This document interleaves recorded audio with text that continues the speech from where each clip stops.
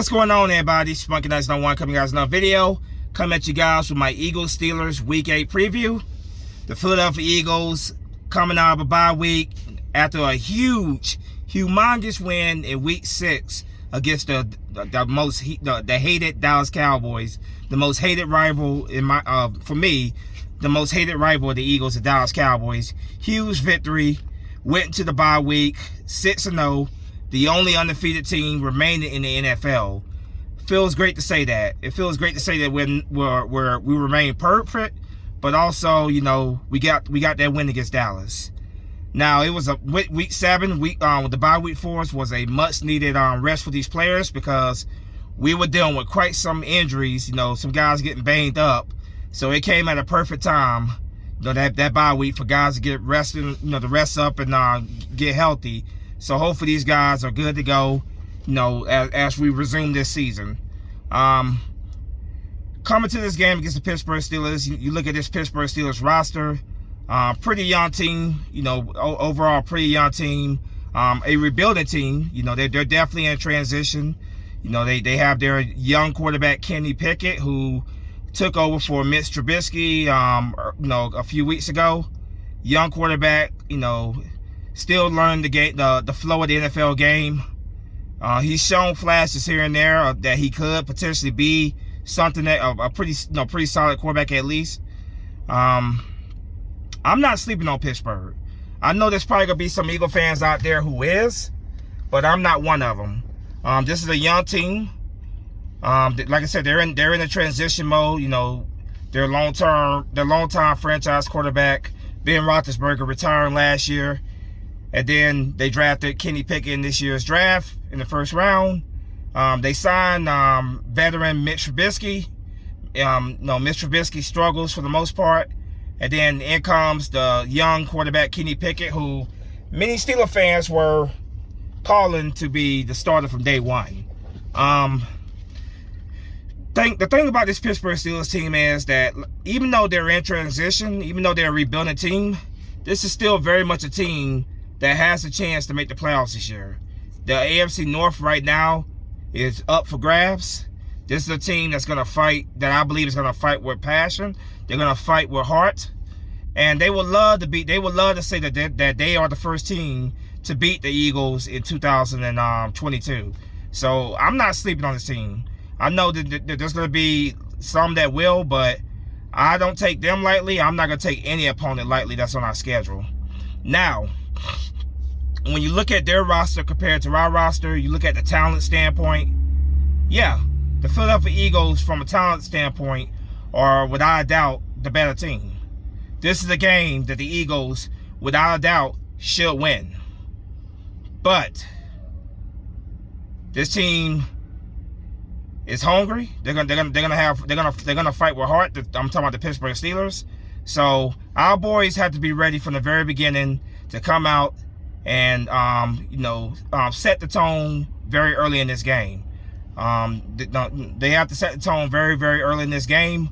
I'm crossing my fingers, as we all should, that they use that bye week to get healthy. Guys are back in 100%, and they don't come out rusty.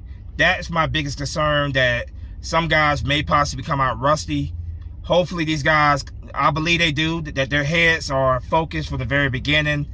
They're back in football mode. So hopefully, the rust from a bye week is not still there. I mean, it's not there. That these guys are focused from the very beginning. But I truly do feel like there's something special about this Eagles team. I really do feel there's something special about this team. I don't believe that they're gonna let Russ, from taking a week off from the bye week. I don't believe they're gonna let that affect the game. I believe this team is gonna come out firing from the very beginning, and they're gonna set the tone at the very beginning of this game. Now, looking at this Pittsburgh Steelers roster, led by a young quarterback, Kenny Stills, who is a rookie, of course, took over as a starting quarterback for the Pittsburgh Steelers. Took over, after Mitch Trubisky was benched. When it comes to running backs, they have, in my opinion, one of the most underrated running backs in the league, Najee Harris. He's a guy that our defense is definitely going to have to, excuse me. Sorry about that. But he is a guy that our defense is definitely gonna have to very early in the game. We got to wrap him up quickly, take him out of the game, and force the young quarterback Kenny Pickett to try to beat us with his arm. You take away that running game from the Pittsburgh Steelers, a young quarterback, you get the pressure on the young quarterback, you force him to have to put the ball in the air more. That is right where you want a team to be at. Speaking of, forcing him to try to beat us in the air, he does have some pretty good weapons to throw the ball to. One of the things about the Pittsburgh Steelers organization is that this organization, I don't know what it is, who they got in their scouting department, their coaching department, but these guys could take a 6-7 round draft pick and turn that 6-7 round draft pick into a bona fide star in the NFL. They did it with Mike Wallace back in the day. They, of course, did it with Antonio Brown. I just don't know, man. I don't know what these guys that they have in the coaching staff, the scouting department, man. In my opinion, the best when it comes to scouting wide receivers in the league. Now, when it comes to their wide receivers, they definitely have some playmakers at wide receiver. You got Deontay Johnson, who is a very, very good, very good wide receiver in my opinion. You have Chase Claypool, who is also very, very good, very, very fast, very athletic wide receiver. And another one, George Pickens, is another one who our defense, our secondary is gonna have to make sure that we have we have him contained throughout the game. Because what I've noticed is for Kenny Pickett, George Pickens has become one of, if not his favorite targets to throw the football to. So we got to make sure that our secondary has to make sure that they are prepared to defend against these guys very early in the game and throughout the game. On their defense, this is the defense that has struggled in recent weeks, but they have talent on that defense. In particular, they have, in my opinion, one of the best safeties in the league, Minkah Fitzpatrick. That guy right there is an absolute beast of a safety. Defensive tackle, they have Cameron Hayward, who is a monster at the defensive tackle position. Now, one key player on that defense we will not be seeing in this game will be star defensive end.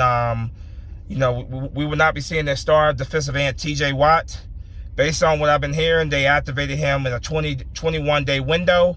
So he's not eligible to play against us this weekend, which for me is a sigh of relief. But at the end of the day, I still wish him a speedy recovery. But no TJ Watt. So that guy right there, I believe, led the league in sacks last year. He tied Michael Strahan when it came to most sacks in the season. Defensive Player of the Year last year. TJ Watt is the real deal. He won't be playing against us tomorrow, but speedy recovery for TJ Watt. I have nothing but respect for that guy. Keys to victory are always the same, man. It starts with the big men up front. Offensive line, defensive line. It starts with those guys. Talk about the offensive line first. Those guys going to have to come at it early. They're going to have to protect Jalen Hurts. They're going to have to open up that running lane. Miles Sanders, Kenneth Gainwell, Boston Scott, get that running game going early. Run at this Pittsburgh Steelers defense early and consistent throughout the game. That will open up the passing game. That will open up the play action pass. Getting the play action pass to Dallas Goedert. And then, of course, getting guys like Devontae Smith, A.J. Brown, Quez Watkins, getting all those guys involved very early in this game, So it starts with a big man up front, Hopefully, that was the offensive line. We had quite a bit of injuries on that old line, going to the bye week. Hopefully, all those guys are good to go. Hopefully, the remaining of the season that injuries do not begin plaguing on us. It starts with the big man up front, Defensively, we just added Robert Quinn, obviously giving a 4th round pick to the Chicago Bears. New addition to the Philadelphia Eagles, Robert Quinn. I'm not 100% sure, but I do believe that he will be making his debut in this game. I could be wrong on that. Correct me in the comment section if I am. But, you know, bringing in Robert Quinn is definitely going to be a, in my opinion, that's going to be a pretty good addition for us. I think he's going to have quite some success because we have so many playmakers on this D-line. When you look at Hassan Reddick, you look at, of course, Fletcher Cox, you look at Brandon Graham, you look at Jordan Davis, you know, the list goes on. Just some of the, you know, the pass rushes that we have on that D-line. I think, you know, those guys who already require a lot of attention, it's going to allow guys like Robert Quinn to have opportunity for sacks in this season. You know, Robert Quinn had 18 sacks last year with the Chicago Bears.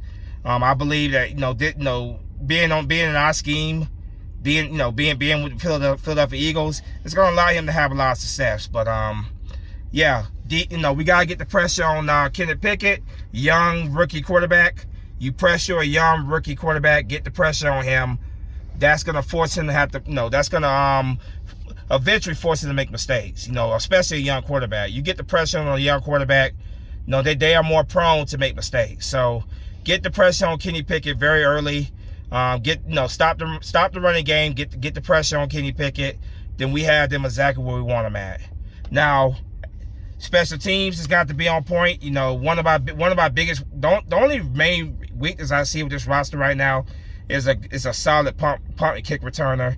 That's something that I hope the Eagles address before the trade deadline, which is going to be on Tuesday. But I hope they address that. But nonetheless,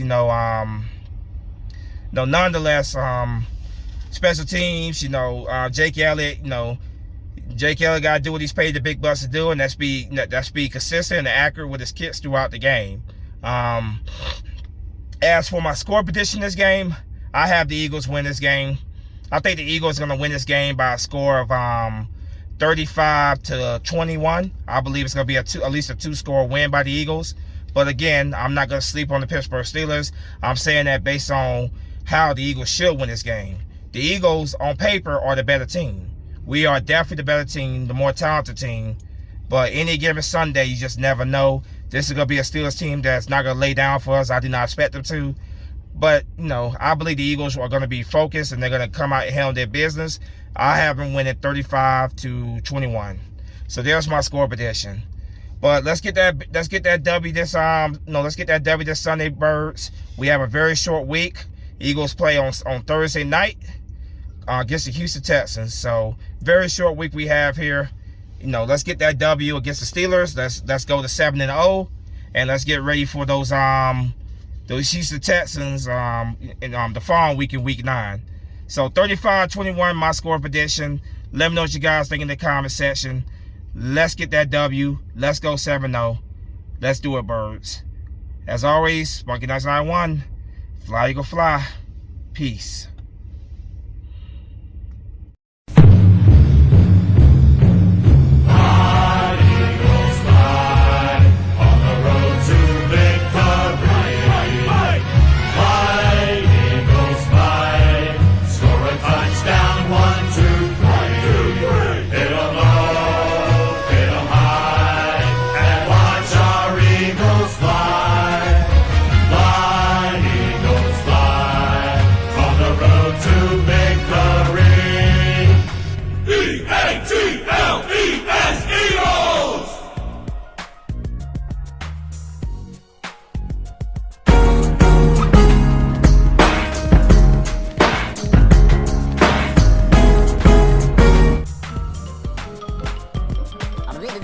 That's all, folks.